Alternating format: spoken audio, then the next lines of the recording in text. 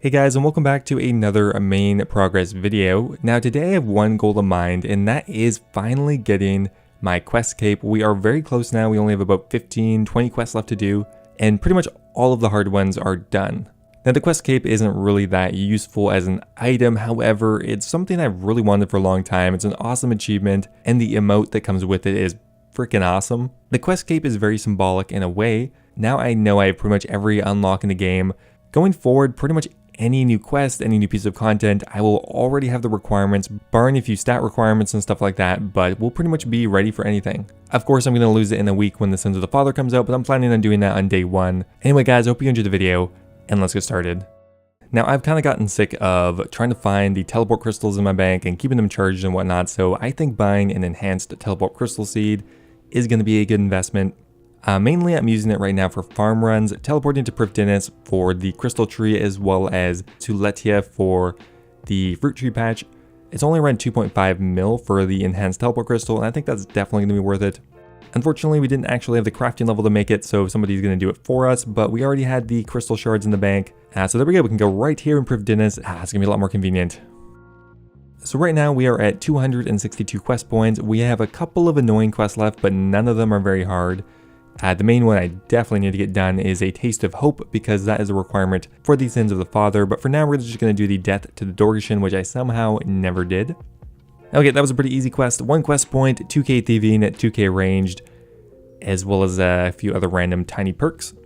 Now I've been able to rest my arms sufficiently over the last month or two, so I think I'm actually going to be able to do one more construction level here. I'm not planning on going back to construction right now, but if I get one more level here, I can go ahead and upgrade my portal Nexus to the final tier, which is something I kind of want to do because I've already run out of teleport spots in it. And this is only really going to cost me about 4 or 5 mil, and it'll only take about half an hour. And eventually I do want to add on every teleportation thing to the Nexus just to be completionist, and because I'm kind of lazy.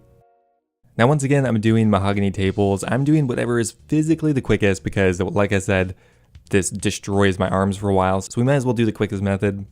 Okay, so that's going to be level 86 construction, which means with the crystal saw and a POHT, level 3, I'll be able to make the final tier of the portal Nexus. Kind of annoying, every time I go to train construction, I kind of need to rebuild my house. I really don't like it being cluttered, so I delete all these bedrooms and buildings and whatnot, but now I have to go build them again. Okay, so we're going to go ahead and upgrade to the final tier of the Nexus. There we go, Crystalline Portal Nexus. Now that will allow us to put every single possible teleport in there, and there's one in particular I want to go ahead and add in, and that is the Catherby teleport. Okay, there we go, we got the Catherby teleport. For one, that's very close to a fruit tree patch. Also, it's pretty close to the charter ship, which I think is going to be a bit of a quicker way to get to Broomhaven. If I ever do herb runs again, it's also going to be very close to the Catherby one. Now the next kind of 99 goal I want to go for after the quest cape is actually going to be 99 crafting, because the cape is very useful for that one. Probably one of the most useful skill capes in the game. Now I'm just going to kind of start working on this on the side, but later I'm going to go over the exact cost analysis. However, my initial impression is that while Black D'hide bodies is notably quicker, it's also way more expensive for only about a 25% increase. So for now, I'm going to be making air battle staves. I might change my mind a bit later. Okay, first crafting level coming in there, 74 crafting. Air battle staves give you about 330k XP per hour, as well as only costing about 4 GP per XP, which is actually quite low.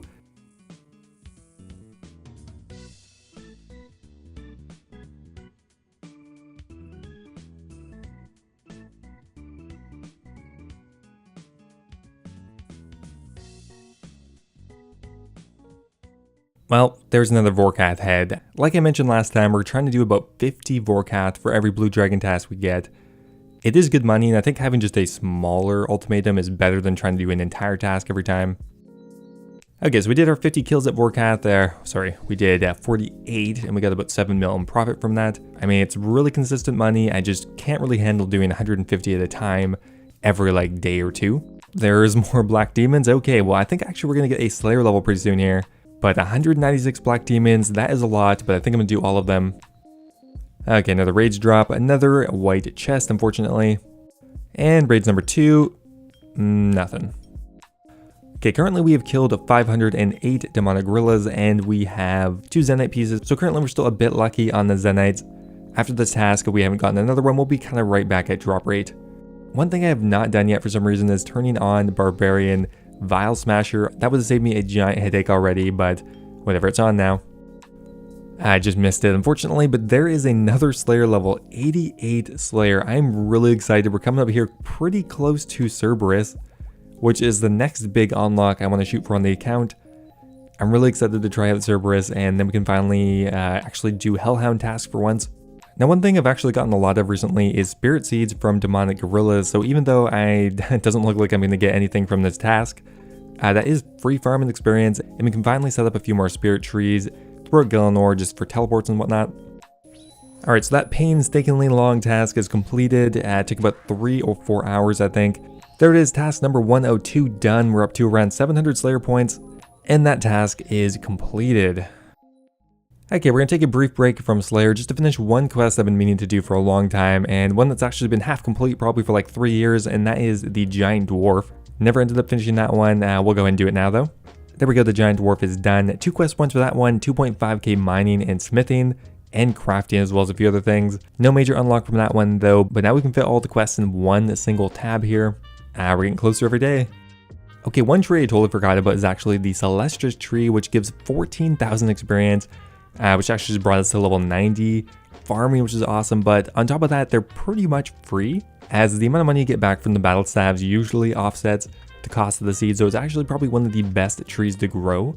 Nowadays, you just have so many options. You have crystal trees, you got Celestris, you got fruit trees, you got redwood trees, you got spirit trees, calquats. Like, farming is pretty quick and actually not too expensive if you know what you're doing. And every day I'm getting at least 150k farming experience, so things are going pretty quick.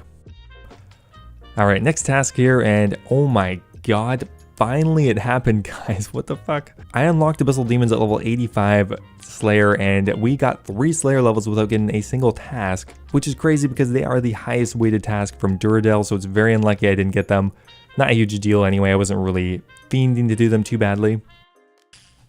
Okay, so there's my very first Abyssal Sire kill. Never done that one before. Okay, that's some blood runes, I'll take it. Now, this boss involves a lot of running. I mean, I have pretty much all the requirements to do it, but yeah, most of the time spent is not even fighting the boss. It's just teleporting back to your house, regenerating stats, Dragon Warhammer specking, and running back, stuff like that. Oh, wow. That's it? Just a water talisman. Okay.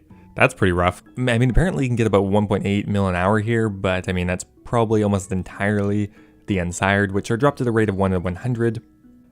Okay, I don't know about this, guys. Pure Essence, what the hell? There's some very low value drops from this boss, but you know what? I might do a couple kills here and there, but I think I'm going to finish the rest off at Abyssal Demon, just the regular ones. Okay, I'm still kind of getting used to this here. I am bursting them.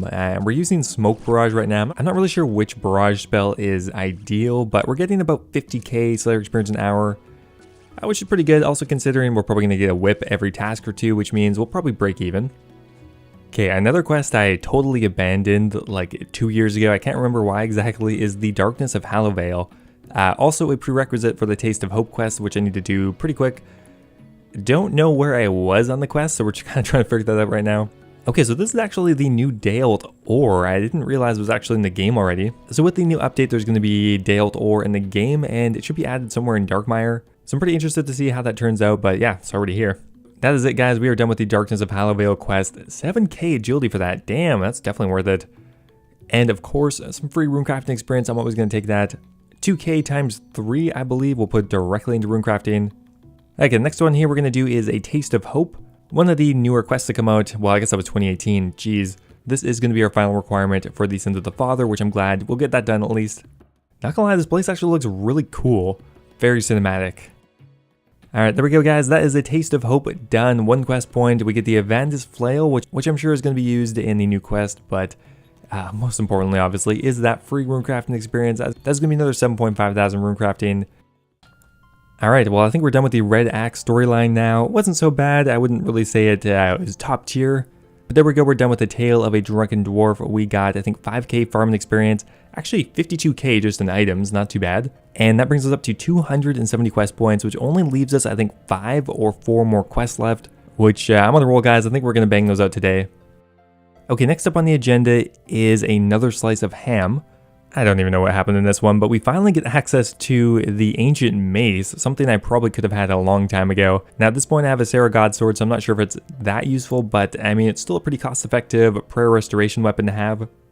Okay, continuing on here, we're going to do the Contact quest now, which I don't think I've ever done on any account.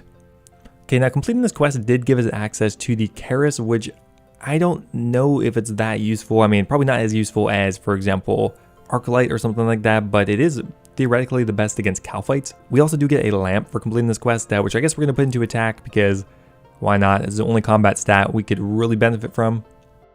Alright, next up here we're going to do the Royal Trouble quest, which is going to be the final quest line for Miscellanea in the Fremenic region, and that is going to be our third to last quest.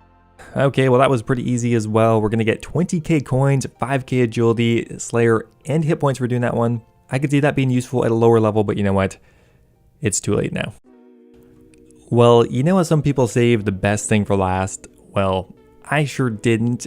The last two quests we have to do is Rag and Bone Men 1, which we just finished. So our final quest before getting the Questscape is going to be Rag and Bone Man 2, which is a ridiculously long quest for almost no reward. It's like an hour and a half long. Yeah, look at that. We have to collect all of those bones, throw Gillinor, and then we got to add them to a pot, boil them, and give them back to this guy. Oh yeah, and they're not dropped at 100% rate either. Apparently they're 1 in 4, but I mean there's some annoying things here like Mogres. Look at this. Not exactly quick kills we're getting here. Okay, so apparently I only have 26 out of the 27 bones. I missed one somewhere. I don't know which one. I'm pretty sure I went to every monster. I must have just not picked it up for some reason. So yeah, we gotta go look through every single item again and see what one we missed. That is it. We were pretty much done with the quest, or so I thought. This process is actually really slow. Like, look at how slow this is. We have to do this for 27 different items.